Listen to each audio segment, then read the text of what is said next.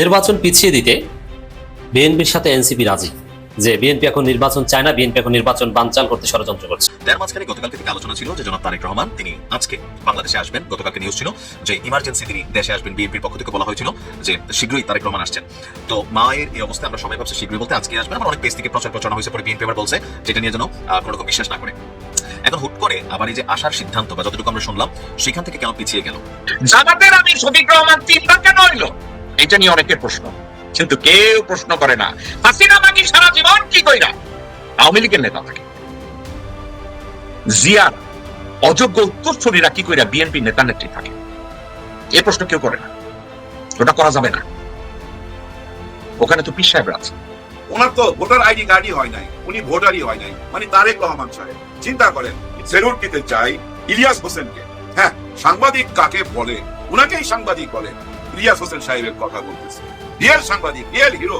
প্রত্যেকেই আসামি, প্রত্যেকেই মামলায়, এবং তারা যে দুর্নীতি খুন খারাপি দেশের মানুষের অকল্যাণে কাজ করেছেন 15.5 বছর, একটা না, এর আগে শেখ হাসিনার 5 বছর, সব মিলে দেশ বিরোধী কাজ করার কারণে যেহেতু শেখ মুজিব পরিবারের কোন সদস্যকে বাংলাদেশের মানুষ রাজনীতির মাঠে গ্রহণ করবে না, তাই জিয়া পরিবারের কেউ। আসসালামু আলাইকুম দর্শক, নতুন একটি খবরে আপনাদের সবাইকে স্বাগতম। আশা করছি আপনারা ভিডিওর শুরুটা দেখেই বুঝতে পেরেছেন আজকের নিউজটা ঠিক কতটা গুরুত্বপূর্ণ হতে চলেছে এবং ঠিক কোন দিকটাকে ইঙ্গিত করছে।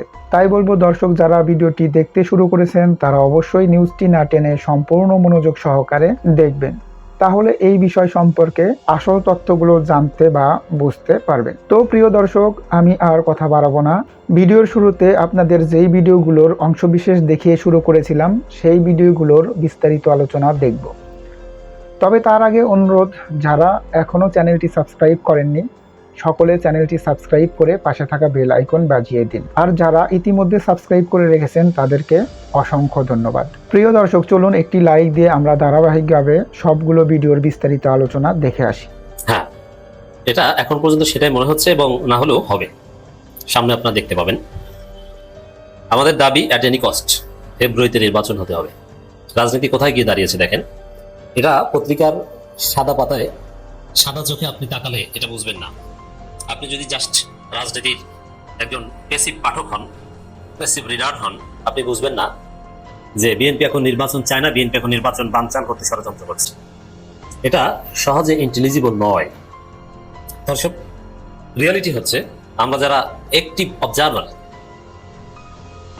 ভিতর থেকে কিছু তথ্য জানতে পারি বা অবজার্ভ করতে পারি, আমরা স্পষ্ট করছি, আপনি নিঃসন্দেহে এটা বিশ্বাস করতে পারেন। বিএনপি ফেব্রুয়ারিতে নির্বাচন চায় না, বিএনপি ফেব্রুয়ারি নির্বাচন বানচাল করতে চায়। নানান যুক্তি দেখাচ্ছে। এখন তারা বলা শুরু করেছে লেভেল প্লেইং ফিল্ড নেই, নির্বাচনের সময় আসেনি, নির্বাচনের পরিবেশ নাই, এই প্রশাসন, এই সরকার জামাতি সরকার, জামাত জিতে দিতে চায়, ইত্যাদি অমুক তমুক নানান কথাবার্তা বলছে। একটা বিষয় দাঁড়ালো যে বিএনপি নির্বাচন চায় না, এটা ফাইনাল। দ্বিতীয় হচ্ছে এনসিপি কি চায়।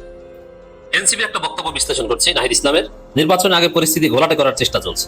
দেখেন, এনসিপি হোক আর বিএনপি হোক, কেউই সরাসরি বলবে না যে নির্বাচনের পরিবেশ নাই, নির্বাচন চাই না। ওটা ঘুরিয়ে পেঁচিয়ে বলবে, উপরে উপরে বলবে যে হ্যাঁ নির্বাচন চাই, নির্বাচন তো হতেই হবে। কারণ নির্বাচনের বিরোধিতা করা এটা গণতান্ত্রিক দলের পক্ষে সম্ভব নয়। মাইন্ডকে চিপে পড়েছে। আবার এতদিন নির্বাচন চেয়েছে, নির্বাচন জিকির করেছে, আর এখন যদি বলে যে নির্বাচন চাই না, এটা কঠিন। এই জন্য ঘুরিয়ে পেঁচিয়ে বলবে। তো এই যে নির্বাচনের আগে পরিস্থিতি ঘোলাটে করার চেষ্টা চলছে, এই বক্তব্যটা ওইরকম ঘুরিয়ে পেঁচিয়ে কার্যত নির্বাচনের বিরোধিতা করার একটা এলিমেন্ট বা গন্ধ এখানে পাওয়া যায়। সামনে আরো এটা স্পষ্ট হবে। এখন এনসিপি কেন বিএনপির সাথে নির্বাচন পিছিয়ে দিতে রাজি হবে? বলবে যে না, নির্বাচন আর পরে হোক। একটা সময় আমরা বলতাম যে নির্বাচন পিছিয়ে দিন। এখানে আমরা বলতে হিসেবটা বোঝেন, একটা সময় মানে পরিস্থিতি ঠিক হওয়ার আগে এখনই নির্বাচন এটা বলতো ভারতের দালালেরা। তারপরে ইউনুস যখন মোটামুটি গুছিয়েছে, সব বিচার সংস্কার দৃশ্যমান হচ্ছে, এখন ওই দালালেরাই বলছে নির্বাচনের পরিবেশ নাই। বুঝতে পারছেন? মানে ভারত বাংলাদেশে কি চায়? অস্থিতিশীল পরিস্থিতি সৃষ্টি করে রাখতে চায়। যখন নির্বাচনের পরিবেশ থাকে না তখন বলে এখন নির্বাচন, আর যখন নির্বাচনের পরিবেশ থাকে তখন বলে পরিবেশ নাই।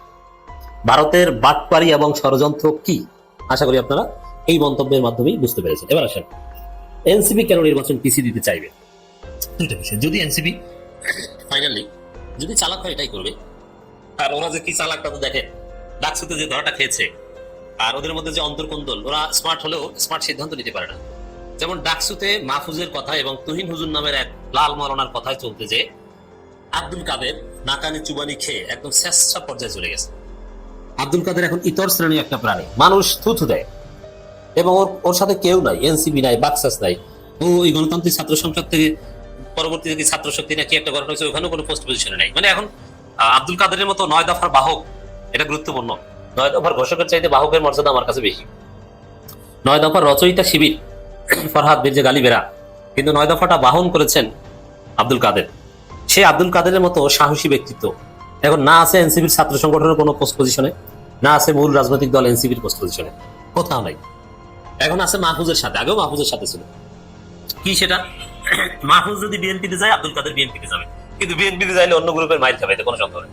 বিএনপির যে গ্রুপিং আছে না, অন্য গ্রুপ পিটাবে যে তুই এখানে আসিস কেন, মাহফুজ নিজেও মাইল খাবে, হোয়াটএভার। এখানে এইসব গ্রুপিং এর কারণে যে ভিপি ক্যান্ডিডেট হয়ে এত গুরুত্বপূর্ণ ব্যক্তি হয়ে আজকে অসহায়ের মতো রাস্তায় রাস্তায় ঘুরছে এবং বেসামাল কথাবার্তা বলছে আব্দুল কাদের। ইট প্রুভস দ্যাট এনসিপি চাইলেও স্মার্ট সিদ্ধান্ত নিতে পারে না, সেই ক্যাপাসিটি তাদের নেই। এই জায়গায় এনসিপি যদি স্মার্ট সিদ্ধান্ত নিতে পারে, তাদের জন্য সিদ্ধান্ত হচ্ছে যে তারা জামাত ইসলামীর সাথে জোট করবে। জামাতের সাথে জোট করলে বিএনপি যেহেতু একদম করুণ পরিণতি, এই পরিণতিতে ভালো সংখ্যক কিছু সিট এনসিপি পেতে পারে, যেটা এনসিপি রাজনীতির ভবিষ্যৎ দাঁড়িয়ে যাবে। এবং 5-10 বছর পর বিএনপিকে পরাজিত করে এনসিপি বড় দল হয়ে উঠতে পারবে, সেকেন্ড হতে পারবে। আর যে সেকেন্ড হয় সে যে কোনো সময় ফার্স্ট হয়ে যেতে পারে। আর গণতান্ত্রিক রাজনীতিতে আজকে যে সেকেন্ড, 5 বছর পর সে ফার্স্ট, এটা একটা রিয়ালিটি। কারণ মানুষ এক দলকে বেশি দিন পছন্দ করে না ভালো কাজ করলো। এটা আপনারা যুক্তরাষ্ট্রের দিকে তাকালেও দেখেন যে রিপাবলিকান বা ডেমোক্রেটরা সর্বোচ্চ 2 বার ক্ষমতা আসে টানা, এরপরে আর পারে না, কারণ মানুষ পছন্দ করে না। একদম সুষ্ঠু ডেমোক্রেসি যেসব জায়গায় 5 বছর পর পরে মানুষ সরকার পাল্টায়। ইউকেতে তো কয়েক মাস পর পর পাল্টায়, প্রধানমন্ত্রী পাল্টায়, পছন্দ হয় না, অভিশংসনের মুখে পড়ে, অনাস্থার মুখে পড়ে। সেই জায়গায় এনসিপি যদি জামাতের সাথে জোট করে তাহলে তাদের ভবিষ্যৎ ভালো। এবং জামাতের সাথে জোট করলে এনসিপি অবশ্যই ফেব্রুয়ারিতে নির্বাচন চাইবে, কোনো সন্দেহ নেই। কারণ জামাত এখন নির্বাচন চায়, নির্বাচনের বিষয়ে এখন সিরিয়াস দল জামাত এবং ডক্টর ইউনূস। আর এনসিপি যদি জামাতের সাথে জোটে না যায় তাহলে এনসিপি নির্বাচনের বিরোধিতা করবে বিএনপির সাথে। কারণ কি, এনসিপি কি কোনো সিট পাবে জামাতের সাথে জোটে না গেলে? জামাত জোটে না যে এনসিপি কোনো সিট পাওয়ার যোগ্যতা বাংলাদেশে রাখে না, একটা সিট পাওয়ার যোগ্যতা রাখে না। আমি চ্যালেঞ্জ দিয়ে বললাম, এমন কোন আসন নাই যেখানে এনসিপি জিতে আসতে পারবে। এই জায়গায় জামাতের সাথে জোটে থাকলে এনসিপি নির্বাচন চাইবে, আর জামাতের সাথে জোটে না থাকলে বিএনপির সাথে নির্বাচন পেছানোর দাবিতে রাজি হবে। এটা হচ্ছে বাস্তবতা এনসিপির। আগামী জাতীয় সংসদ নির্বাচনের আগে দেশের পরিস্থিতি ঘোলাটে করার চেষ্টা চলছে বলে অভিযোগ করেছেন জাতীয় নাগরিক পার্টি আহ্বায়ক নাহিদ ইসলাম।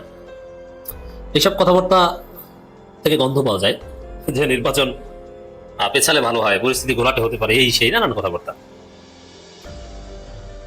আরব আমিরাতে কারারুদ্ধ প্রবাসীদের মুক্তি উপলক্ষে আয়োজিত শুকরানা দোয়া অনুষ্ঠানে দেওয়া বক্তব্যে তিনি অভিযোগ করেন, এটা সরকারের আরেকটা সফলতা যে আরব আমিরাতে সেই কারারুদ্ধদের এক পর্যায়ে সবাইকে ফিরিয়ে আনতে পেরেছে। এটা ইউনূস সরকার ছাড়া অন্য কোনো সরকার পারত না। নাহিদ ইসলাম বলেন, আমরা দেখেছি যে নির্বাচন আগে নানা ধরনের পরিস্থিতি ঘোলাটে করার চেষ্টা করা হচ্ছে। আমাদের সংস্কার কার্যক্রম শুরু করেছিলাম, সংস্কার অগ্রযাত্রা শুরু করেছিলাম, সেটাকে নানাভাবে বাধাগ্রস্ত করা হয়েছে।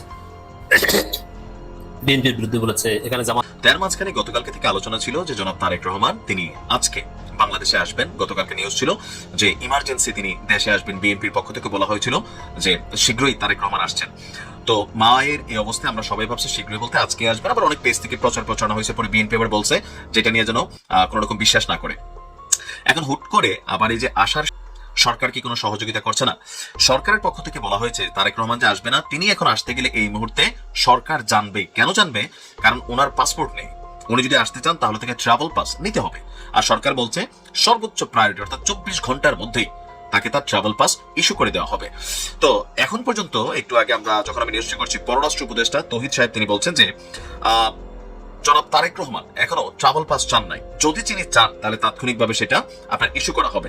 এছাড়া তারেক রহমানের কাছে পাসপোর্ট আছে কিনা কিংবা তার আসার ব্যাপারে সুনির্দিষ্ট কোনো তথ্য ওনাদের কাছে আছে কিনা, তো আমাদের পররাষ্ট্র উপদেষ্টা বলেছেন এই মুহূর্তে কোনো ধরনের সুনির্দিষ্ট কোনো তথ্য ওনার কাছে নেই। বরং এখন যেটা আলোচনায় আছে, যদি ওনার অবস্থায় সামান্য উন্নতি হয়, সামান্য, তাহলে ওনাকে এয়ার অ্যাম্বুলেন্সে করে, অর্থাৎ এর আগে কাতারের যিনি মানে কি বলা হয় এগুলারে, কাতারের প্রধানমন্ত্রী নাকি কি বলে, যাক শেখ যিনি আছেন তিনি কিন্তু তার একটা এয়ার অ্যাম্বুলেন্স দিয়েছিলেন বেগম খালেদা জিয়াকে লন্ডন নিয়ে যাওয়ার জন্য। সম্ভবত তিনি সামান্য সুস্থ হলেই পররাষ্ট্র উপদেষ্টা বলছেন যে বিদেশে নিয়ে চিকিৎসার জন্য সরকার প্রস্তুতি নিয়ে রেখেছে। ওনার আত্মীয় স্বজন এবং পার্টির লোকেরা কনফার্ম করবে যে বাইরে নিয়ে যাওয়া হচ্ছে কিনা, অ্যারেঞ্জমেন্ট আছে কিনা। তো অলরেডি আমরা দেখেছি, আমার ধারণা সম্ভবত দেশের বাইরে নেওয়া হবে না। কেন নেওয়া হবে না? ওনার অসুস্থতার জন্য পৃথিবীর বিভিন্ন দেশ থেকে যে বড় বড় বিশেষজ্ঞ চিকিৎসক টিম আছেন তারা কিন্তু এখানে এসেছেন, অলরেডি তারা দেখভাল করছেন, বোর্ড গঠন করা হয়েছে। গতকালকে দেখছি যে চীনের বিশেষজ্ঞ চিকিৎসক দল আসছেন, লন্ডন থেকে বিশেষজ্ঞ চিকিৎসক দল আসছেন, আরো অনেক জায়গা থেকে বিশেষজ্ঞ চিকিৎসক দল আসছেন। আর এই টিমে জনাব তারেক রহমানের স্ত্রী জুবাইদা তিনিও কিন্তু কানেক্ট আছেন। এখন কেন আসলে আসছেন না? আমি একদিন আগে একটা ভিডিও আপনাদেরকে দিয়েছি, একদিন আগে কেউ কেউ বলছেন যে পিনাকি, তারপর সাংবাদিক ইলিয়াস, আরো অনেকে আছেন ভারতের এজেন্ট হিসেবে কাজ করেন, যদি এগুলো হাস্যকর কথা। এখন তলে তলে আসলে কি হয় জানি না। তো তারেক রহমানকে নিয়ে যে আশঙ্কাটা, একবার যদি যুক্তরাজ্য থেকে বের হয়ে যান তাহলে কিন্তু তিনি ঢুকতে পারবেন না, এই মুহূর্তে তাৎক্ষণিক আসতে পারবেন না। দেশে যাওয়ার পরে এখানে আসলে কোনো সেট আপ আছে কিনা, এখানে কোনো প্ল্যান আছে কিনা, কোনো ষড়যন্ত্র আছে কিনা, এটা কিন্তু আমরা আমজনতা বুঝতেছি না। আমরা চিন্তা করছি জনাব তারেক রহমান ওনার একটা চুল ছিঁড়বে এমন সাহস কারো আছে কিনা। কিন্তু কোথাও না কোথাও বিএনপি বা জনাব তারেক রহমান এখানে নিরাপত্তা প্রটোকলটা খুবই গুরুত্ব দিচ্ছে। নিশ্চয়ই তাদের কাছে এমন কোনো গোয়েন্দা তথ্য আছে যে জনাব তারেক রহমান দেশে গেলে গ্রেপ্তার হবেন না। এইটা বিএনপি একটুকু ভয় পাচ্ছে না, অন্য ভয় পাচ্ছে যে -2 ফর্মুলার আলোচনা আছে, অথবা কোনো কারণে একটা দুর্ঘটনা ঘটেই গেল, যদিও তার নিরাপত্তায় এসএসএফ অনেক কিছু, কিন্তু ইতিহাস সাক্ষী দেয় রাজীব গান্ধীর মৃত্যু, তারপর হচ্ছে আমাদের বাংলাদেশের বঙ্গবন্ধু শেখ মুজিবুর রহমানের মৃত্যু, প্রেসিডেন্ট জিয়াউর রহমানের মৃত্যু, এগুলো কিন্তু প্রোটেকশন ছিল, সব ঠিকঠাক ছিল। কিন্তু খদ্দরের পাঞ্জাবি, একটা কোটি, পায়ের মধ্যে আবার পামশু, হাঁটতেছে হাঁটতেছে, পৃথিবীর যেখানেই যাইতেছে সম্মান পাইতেছে। কে না চিনে, এক নামে চিনে, ডক্টর মোহাম্মদ ইউনূস স্যার। ওনাকে নিয়ে যখনই কথা বলে মোহাম্মদ ইউনূসটা লাগায়, মোহাম্মদ শব্দটা লাগায়, ওনার দেশের পরিচয়টায় চলে আসে কি বাংলাদেশ। ডক্টর মোহাম্মদ ইউনূস, বাংলাদেশ। আর সেই মানুষটার 13টা বাজাইবার জন্য আমরা উইঠা বইরা লাগছিলাম গত 13, 14, 15 মাস, কিচ্ছু করতে পারি নাই।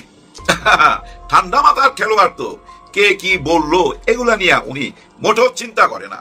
ওইসব ভাববার সময় কোথায় ওনার হাতে বলেন?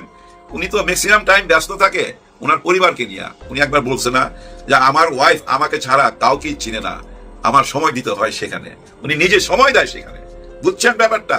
আর বাকি সময়টায় ঘুমায়, আর ঘুমের থেকে ওইটা ওই যে দেশ নিয়ে যখন চিন্তা ভাবনা করতে থাকে তখনই যে সাবজেক্টটা সামনে আসে সেটারই মোকাবেলা করে। অতীত থেকে মানে সেই 8ই আগস্ট থেকে উনি এই পর্যন্ত যা কিছু করছে খুবই ঠান্ডা মাথায় করছে। মিডিয়ার সামনে আইসা বক বক করে নাই। উনি আসার আগেই ভাই ওনার গেম খেলা আরম্ভ হয়ে গেছে।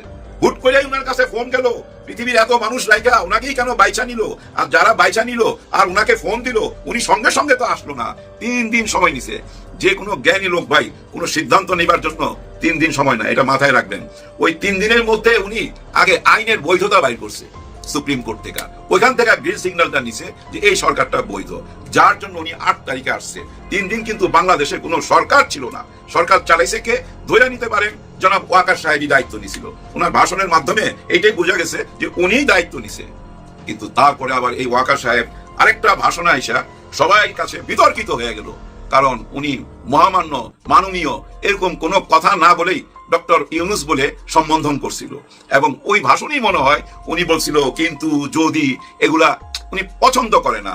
But if, stop, enough is enough, এরকম অনেক কথা বলছিল। ওনার বডি ল্যাঙ্গুয়েজে সত্যি খুবই ভয় পাইছিলাম, হ্যাঁ সরকার না আবার হয়ে যায় এরকম ভয় পাইছিলাম ভাই। কিন্তু তারপরও কিন্তু আমরা এরকম কোনো দৃশ্য দেখি নাই, কিন্তু আমাদের মন থেকে ভয় কাইটা গেছে। কিন্তু সে ভয় কিন্তু কাটে নাই অনেকের। এর মধ্যে কিন্তু আমরা ধৈর্য নিতে পারি তারেক রহমান সাহেবের ভয় কাটে নাই। বাংলাদেশের মধ্যে অদৃশ্য একটা শত্রু আছে, মানে শক্তি, শত্রু যাই বলেন, ওনার জন্য শত্রু ওনারা আছে। এই অদৃশ্য শক্তি কারা আমরা জানি না, উনি প্রকাশ করে নাই। তবে কিছুদিন আগে উনি একটা কথা বলছিল যেটা নিয়ে অনেক আলোচনা হয়েছিল। সেটা কি জানেন? মৌলবাদীর উত্থান হয়েছে এই দেশে। আর ওই কথাটার সাথে কেমন জানি একটু মিল পাওয়া যায়, একটু মানে কি অনেক। মৌলবাদীর উত্থান হয়েছে বাংলাদেশে, ভারত থেকে বলে না, এই চ্যানেলগুলো থেকে বলে না। ওই যে ময়ূর রঞ্জন মলম বিক্রেতা, ও তো সারাদিনই এটা চিল্লায় জঙ্গি সরকার, জঙ্গি ইউনূস। ও জঙ্গি ইউনূস তো বলে আওয়ামী লীগের শেখ হাসিনা, হ্যাঁ, প্রাক্তন প্রধানমন্ত্রী, পালিয়ে যাওয়া প্রধানমন্ত্রী শেখ হাসিনা ওই একই সুরে কথা বলে, তাই না? ওই সুরটা আমাদের পছন্দ হয় নাই। মৌলবাদী, জঙ্গি, এই যে দাড়ি টুপির প্রতি এতটা বিদ্বেষ, হায় হায় বিদ্বেষ, যে বিদ্বেষটা মানায় না 90% মুসলমানের দেশে, এই বিদ্বেষটা একেবারেই ম্যাচ করে না।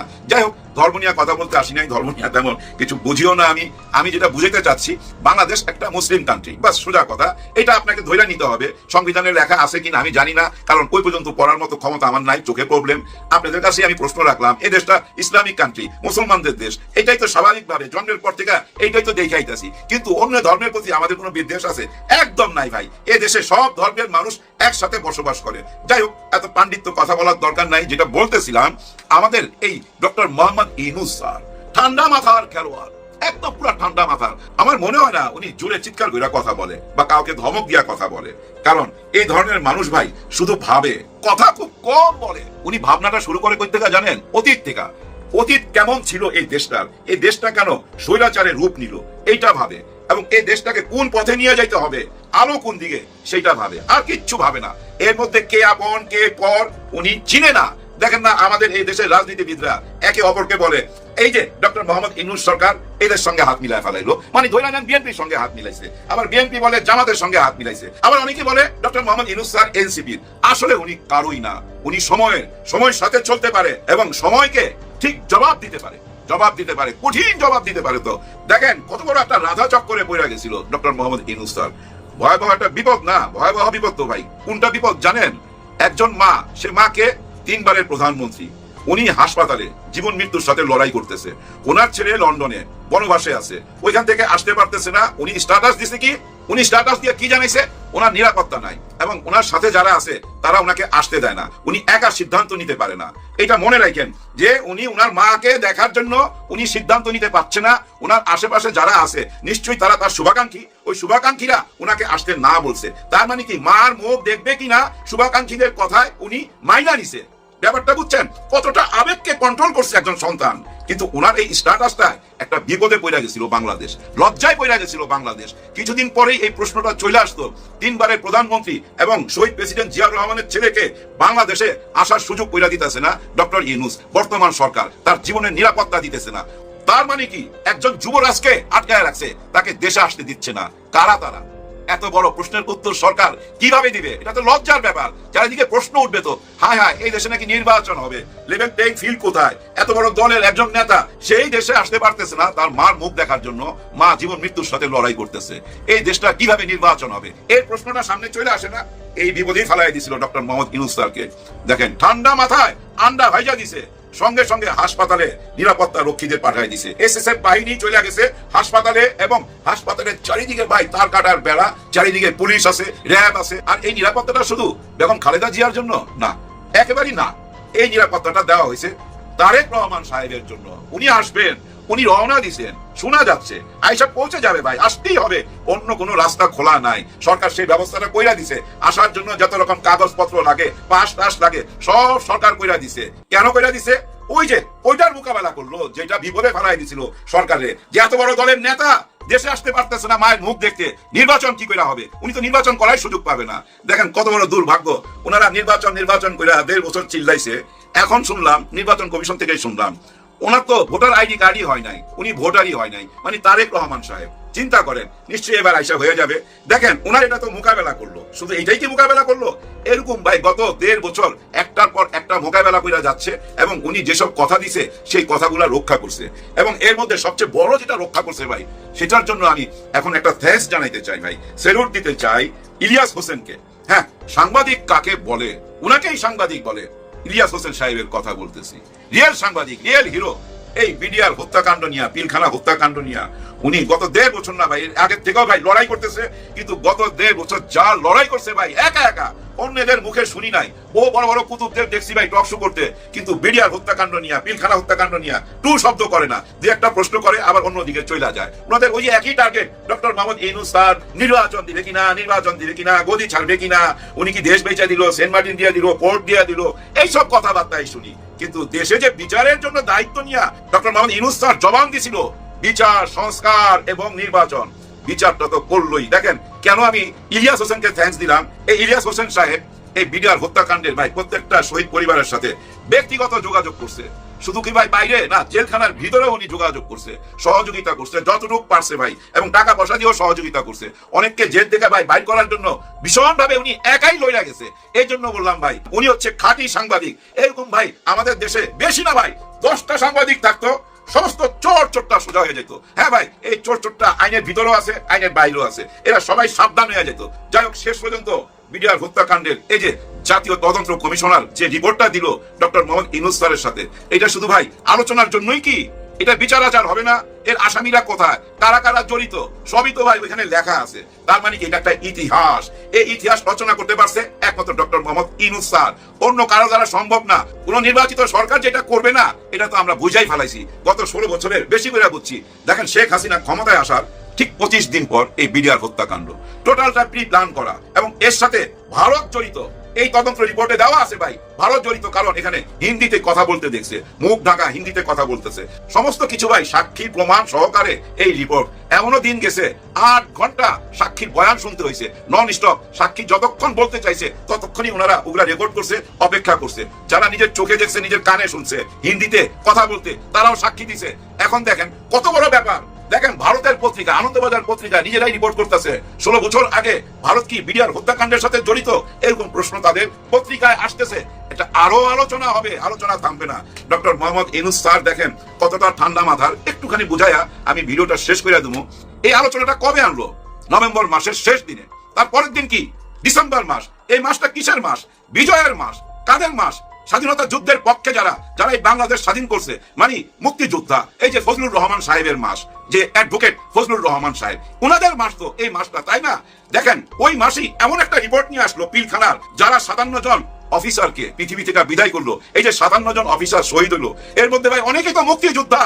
আর এই কিলটা কারা করাইলো? এই রিপোর্টে কি আছে? আওয়ামী লীগের নাম আছে, শেখ হাসিনার নাম আছে, ওর ভাতিজা ওই যে তাপস, ওর নাম আছে। আর কার নাম আছে? ওই যে মইনুল। ওই মইনুল তো আপনারা চিনেন না ভাই, এই আমার নোয়াখালীর। ওর উল্টা দিকে ভাই আমার বোনের বাসা, ওর বাসা এদিকে, আমার বোনের বাসা এইদিকে, মাঝখানে একটা খাল। ওই খালটা ও 111 এর সময় পাকা করছিল। তার ইচ্ছা ছিল এখানে স্পিড বোট দিয়া পর্যটন ব্যবসা করবে, এরকম একটা ধারণা নিছিল তার ভাই, কিন্তু হয় নাই। এ আবার কিন্তু আলু খাওয়াও শিখাইছিল। চাউলের উপরে চাপ কমাইবার জন্য সোনারগাঁও হোটেলে একটা আলুর ফেস্টিভ্যাল করছিল। ওই ফেস্টিভ্যালে নিয়ে অনেক আলোচনা হয়েছে। যাই হোক, এই লোকটাও কিন্তু এটার সাথে জড়িত। তার মানে কি জানেন? প্রশাসনের মধ্যে অনেকেই জড়িত, সবাই নাম এখানে লেখা আছে। আর এই লেখাটা তাদের চোখ রাঙ্গানিকে উপেক্ষা করে আনলো। একবার খেয়াল করেন তো, দেশি বিদেশি সব রকম চাপকে তোয়াক্কা না কইরা ওনার কাজটা উনি কইরা যাইতেছে। আগামীর কাজগুলো উনি এইভাবেই করবে। শাপলা হত্যাকাণ্ডের বিচারটা সামনে আসবে কিনা, ওনার একটা বক্তৃতার মধ্যে আমি শুনছিলাম এই শাপলা চত্বরের কথা। এই হত্যাকাণ্ডের বিচার উনি করতে চায়। আসলে উনি বলছিল না আমি বড় প্যাকেজ একটা করতে চাই আর ছোট প্যাকেজ, কোনটা চান? কেউ কিছু উত্তর দিতে পারে নাই। জামাতের আমির শফিক রহমান 3 বার কেন হইল, এটা নিয়ে অনেকের প্রশ্ন, কিন্তু কেউ প্রশ্ন করে না হাসিনা নাকি সারা জীবন কি কইরা আওয়ামী লীগের নেতা থাকে। জিয়ার অযোগ্য উত্তরসূরিরা কি কইরা বিএনপি নেতা নেত্রী থাকে, এই প্রশ্ন কেউ করে না। ওটা করা যাবে না, ওখানে তো পীর সাহেবরা আছে। আমি প্রায় আপনাদেরকে বলি যে বাংলাদেশের একমাত্র রাজনৈতিক দল বাংলাদেশ জামাতে ইসলামী, তারা দলের ভিতরে গণতন্ত্রের চর্চা করে। তো জামাতে ইসলামী যদি তাদের দলের ভিতরে গণতন্ত্রের চর্চা করে, তাইলে তাদের বর্তমান আমির 3য় দফায় কি করে আমির নির্বাচিত হলেন এবং শপথ নিলেন। সবসময় একটা জিনিস জানতাম যে বাংলাদেশ জামাতে ইসলামী তারা দলের ভিতরে গণতন্ত্রের চর্চা করে। গণতন্ত্রের চর্চা যদি করে, ডক্টর শফিকুর রহমান 3 বার জামাতের আমির কেন হবে? ওখানে কি অন্য কোনো নেতা নেই? আমি ইসলামিক খেলাফতের সংজ্ঞা এবং ক্যারেক্টার নিয়ে একটু লেখাপড়া করেছি। ওই খেলাফতে তারা একজনকে ইমাম হিসাবে দেখে। যদি তারা একজনকে ইমাম হিসাবে দেখে, স্পিরিচুয়ালি যদি কাউকে ইমাম হিসাবে দেখে, ওই ইমামকে তারা আপহোল্ড করতে পারে। 1 টার্ম, 2 টার্ম, 3 টার্ম না, তাকে যে কোনো সময় ওই খেলাফত অর্থাৎ ওই চার্টারে স্পিরিচুয়াল লিডার হিসাবে তাকে তারা 2 বার, 3 বার, 5 বারও করতে পারে। অবাক হইতেছেন আমার স্টাডিতে? এটা শুধু মুসলমান ধর্মেই না, আপনারা ভ্যাটিকানের দিকে তাকান। পোপ, তারা কি 2 বছর পর পর পোপ নির্বাচন করে না, কারণ সে হচ্ছে স্পিরিচুয়াল লিডার। পোপ 5 বছর, 7 বছর, 10 বছর, 15 বছর থাকে, 20 বছর থাকে পোপ। এখন আপনারা বলবেন ভাই জামাতে ইসলাম কি ক্যাথলিক নাকি? না, তারা তাদের পার্টির চার্টার এবং স্ট্রাকচারটা খেলাফতের মতো। তারা বলছে যতদিন আবু বকর জীবিত আছে ততদিন আবু বকর খলিফা, যতদিন উসমান জীবিত, খলিফা ওমর ইবনে খাত্তাব জীবিত আছে উনি খলিফা, ওসমান আলী একই অবস্থায়। এখন তাই যদি হয় সেক্ষেত্রে আমি আপনি বিতর্ক করে কি করব? Do I like it? আমাকে যদি আপনারা জিজ্ঞাসা করেন, সাবজেক্টটা আমার পছন্দ অপছন্দের কথা না। একজন মুসলমান টুপি মাথায় দিয়েই নামাজ পড়তে হবে। এখন আমার যদি কেউ বলেন ভাই আপনি কি এটা পছন্দ করেন, এই উজু করা, মসজিদে ঢুকতে গেলে উজু করতে হবে, টুপি পড়তে হবে, এটা কি আমার বা আপনার পছন্দের না, কিন্তু এটার প্রতি আমাদের শ্রদ্ধাবোধ আছে, এটার প্রতি আমাদের ভালোবাসা আছে। আমি মসজিদে ঢুকতে গেলে আমি উজু করব, আমি মসজিদে ঢুকতে গেলে আমি টুপি মাথায় দেব, আমি মসজিদে ঢুকতে গেলে মসজিদের শৃঙ্খলা, মসজিদের নিয়মানুবর্তিতা আমি ফলো করব। এটা তো সেট আপ করা। এখানে আমি আর আপনি কি করব? আমি মসজিদে যাই, এত শীতের মধ্যে আমার উজু করতে ইচ্ছা করে না, তারপরে আমি করি, উপায় নাই তো। কারণ কি জানেন, যিনি আমাকে তৈরি করেছে এটা তার আদেশ, এটা যদি তার আদেশ হয় আমি জাস্ট মেনে চলি, ওটাকে নিয়ে আমার বিতর্ক তৈরি করার দরকার নেই। এখন ডক্টর শফিকুর রহমান যদি জামাতের আমির তৃতীয়বারের মতো হয় এবং তিনি যদি জামাত ইসলামের স্পিরিচুয়াল নেতা হন, এটা তাদের চার্টার।